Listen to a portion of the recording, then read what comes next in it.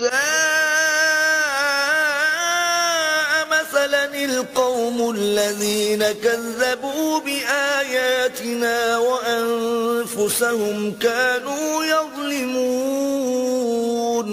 جن لوگوں نے ہماری آیتوں کی تکذیب کی ان کی مثال بری ہے اور انہوں نے نقصان کیا تو اپنا ہی کیا. من يهد الله فهو المهتدي ومن يضلل فأولئك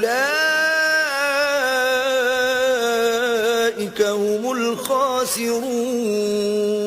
جس کو اللہ ہدایت دے وہی راہ یاب ہے اور جس کو گمراہ کرے تو ایسے ہی لوگ نقصان اٹھانے والے ہیں. وَلَقَدْ ذَرَأْنَا لِجَهَنَّمَ كَثِيرًا مِنَ الْجِنِّ وَالْإِنسِ لَهُمْ قُلُوبٌ لَا يَفْقَهُونَ بِهَا وَلَهُمْ أَعْيُنٌ لَا يُبْصِرُونَ بِهَا وَلَهُمْ آذَانٌ لَا يَسْمَعُونَ بِهَا أولئك